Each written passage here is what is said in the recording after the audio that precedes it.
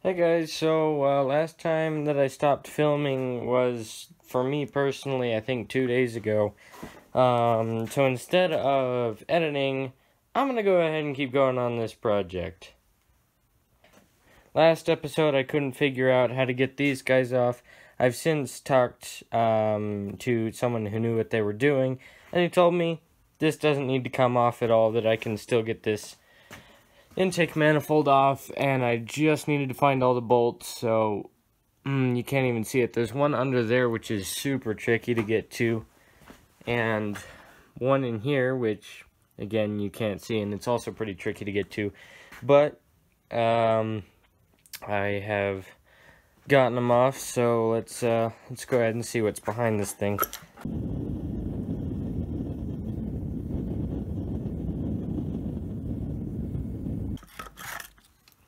Hey, that's it's oily, but it could be a lot worse. We will probably not be reusing this. No, it's not going to come off pretty, is it? No, we're definitely not going to be reusing. Oh, you can see this is the original. It's still got Ford stamped into it. That doesn't surprise me. Oh, it's stuck on these bolts.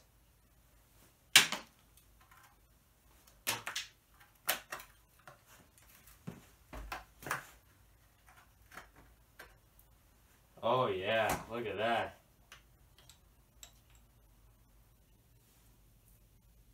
Holy cow. That is a lot of crud.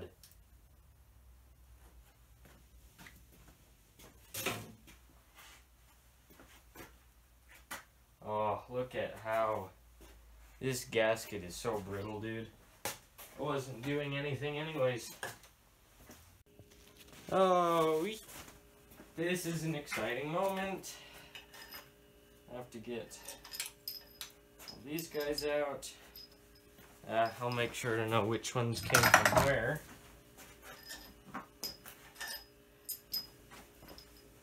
I need a place to put all this crap. Holy cow, that is not as light as I was expecting.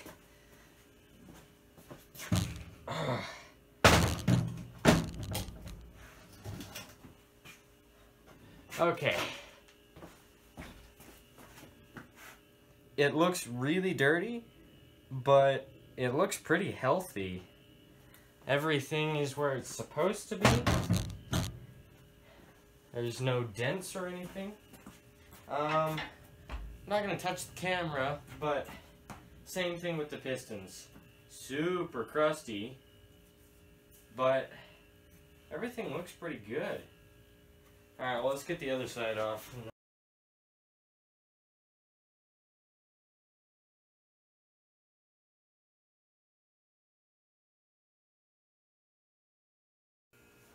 Don't imagine this can be... Yeah.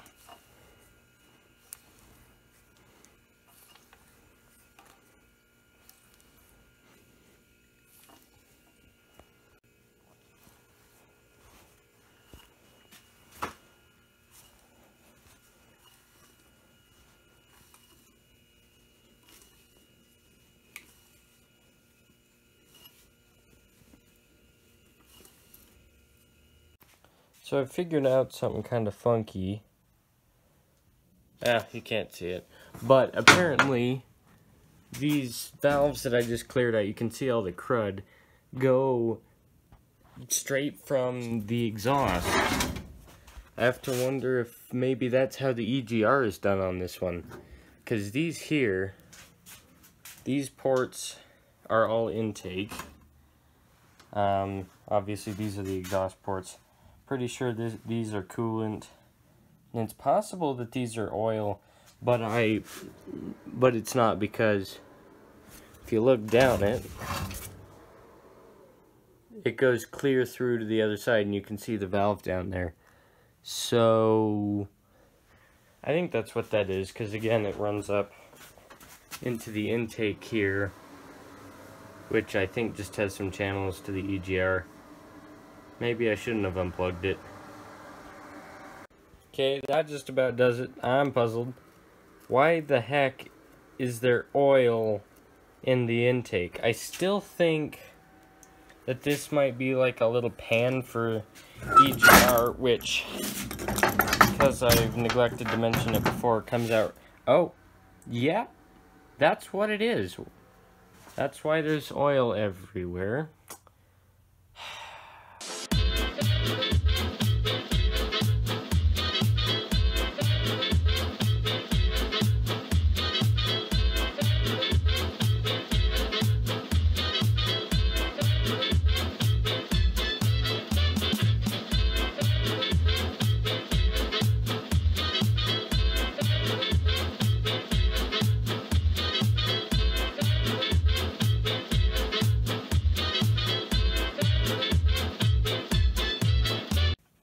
So we got all the pistons out. I don't really know what to tell you, except the only thing I really noticed is some of these have some interesting colors on them, which would make me think that it was getting too hot, maybe? I don't really know. One of them, for some reason, when it came out, I think it was number 3 here, it wouldn't swivel because it was knocked all the way up to one side, and I bonked it back. All of these have that same kind of coloring going on here and nowhere else. I don't really know. I need to talk to someone who does. And the cylinder bores as well. No light. And the neighbor's dogs. But the cylinder bores look really good. They're nice and shiny. You can see that much.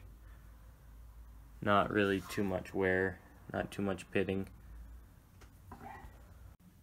Now here's something cool. Figured I'd take off the oil pump just to clean it.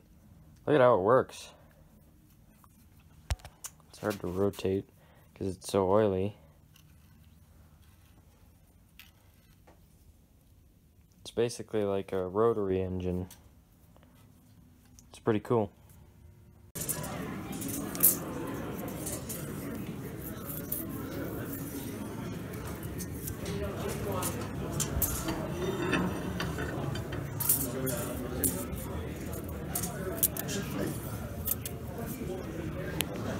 So right now I'm just getting bore and piston measurements, getting them on a spreadsheet.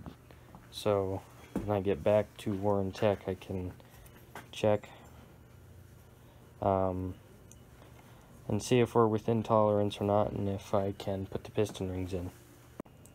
Dude, I am microwaving my frontal cortex, but that's okay, because at least the results are very consistent between all the cylinders, which just means they're probably still all messed up, but at least there wasn't a big problem with one of them, which I wasn't expecting. The other thing, and obviously I have no experience, so I had to be told this, but it looks like these have possibly been redone before because they're still really sharp, which again I wouldn't have noticed because I don't know exactly how that is. You can see this one has some wear to it. Some chips. Anyways, I don't know what any of this means. Got all the new piston rings in. My next concern was going to be the connecting rod bearings. They look very scratched up, but you can't even feel it. So I'm almost gonna tend to say that's $100 that I don't need to spend. I could also drive out the pins so that I could clean up underneath and check and make sure the bushings are good. They feel pretty tight. They don't have a whole lot of play in them, so I'm not super worried. I might or might not do that. I'm still waiting on some parts, so it's going to be a while until this video comes out. Well, just got back from school. It's already sunset, but it's a beautiful day, so I'm going to do what I can. I think next you can see that it's rusted through here.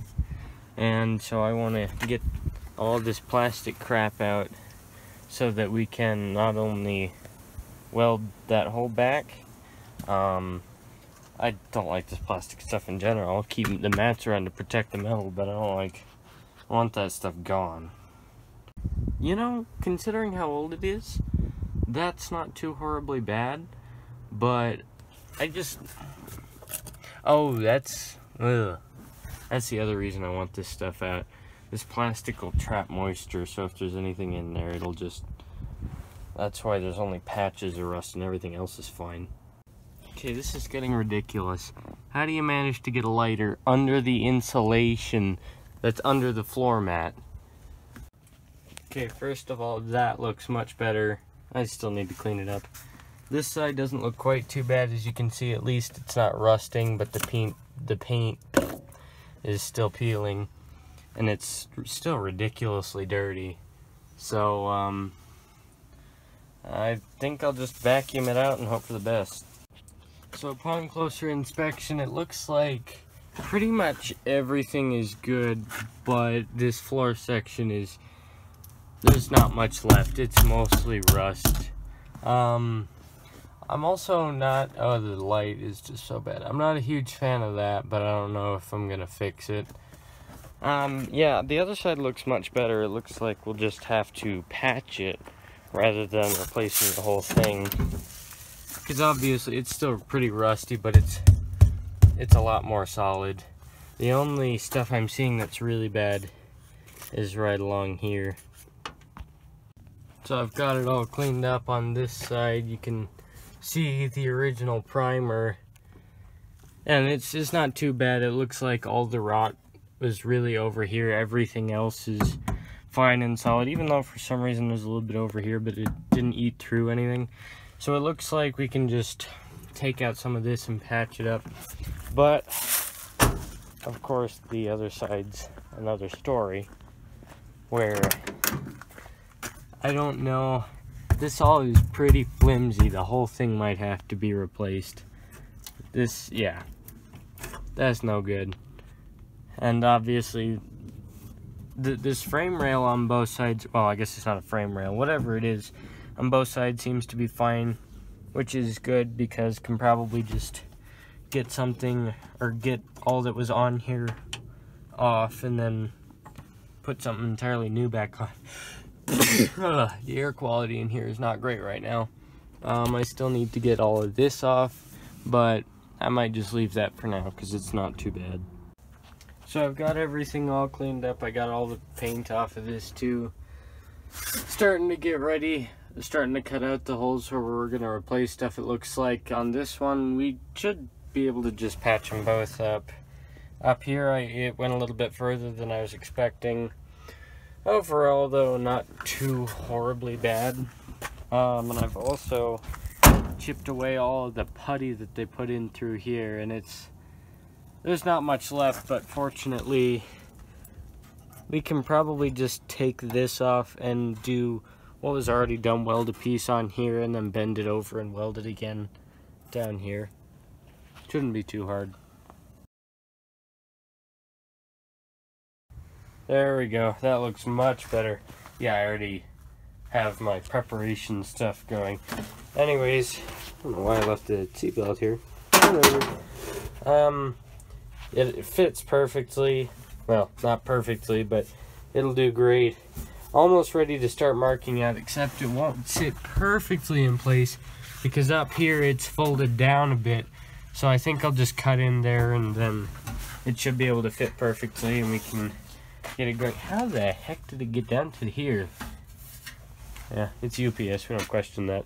I'll try to figure out the same on the other side, but the other side we have to worry about the computer, so. There we go, fits perfectly. This seems like an appropriate way to house the computer. Yeah, that'll be fine.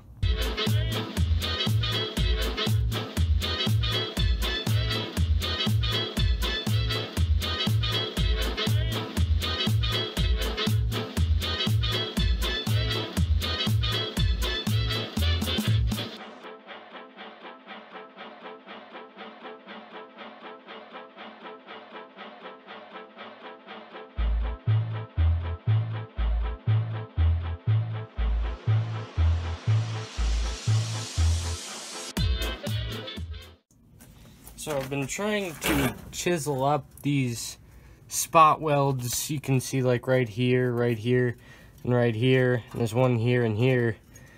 I've been trying, oh, and there's some here as well, and there's some up here. And those are just about impossible to try to get out, so I'm kind of thinking I'm just gonna cut out the floorboard itself so I can get it out of the way, and then come back and grind down whatever is left, because chipping this is really loud and really painful, actually. Yeah, I'm not smart. Yeah, there we go. So I've gone ahead and cleaned up all the edges, well, that I can. Still might eat away at some more of this, but next I also need to take away the paint on the edges of this guy because we're going to weld it in, so it's going to be a long day. Getting ready to tack it in place. Got the computer removed, which is really important for those of you who aren't a lot smarter than me and already pointing at a few things that I've already done wrong. Okay, it is day 3 of welding these things in, and I think it's looking fantastic. I didn't show too much of it, even though I did all the welding, because I'm not a superb welder like my dad, but that's okay. So it's all done. After, I think we're going to spray down the whole floor with bed liner, and I need to clean this up. I don't know if I'll show that either, but I just gotta say, it looks like it's a beautiful day, but trust me, it is butt cold. Well, that's Colorado for you. Alright, so finally, what you've probably been waiting for, or at least saw in the title of the video, unless I decide to change that. But we're ready to hone the cylinders. Obviously, after all these are completely glazed, you can even see probably from all the way over there, there's a little bit of a ridge here, you know, because it's a pretty worn engine. I've done the measurements, it's not too bad. So, obviously, using a dingleberry hone, just some synthetic oil that we have sitting around that we don't use in any of our cars anymore.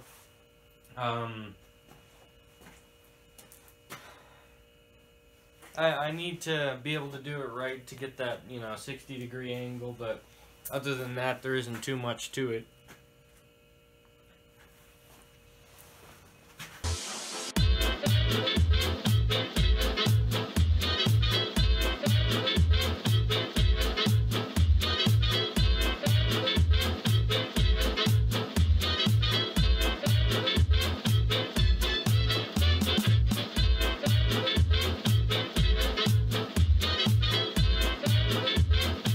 So, I didn't actually know this before, which is why I explain it, because half of you probably already know. Maybe I'm just stupid. But the whole reason we hone the cylinders is so that they can hold oil, because you'd think that a glazed surface would be better, because it wouldn't rub as much, but, you know, obviously oil would do the job better. So this is looking pretty good. What we're looking for is 30 degrees angle. So, I guess 60 degrees of, you know, the opposing angles. I think it's looking pretty good. Yeah, so obviously got the oil pan back on to catch all that oil. This stuff gonna be completely unusable now, obviously, because there's bits of metal shavings and abrasives in it. So I'm gonna have to go out and clean all that.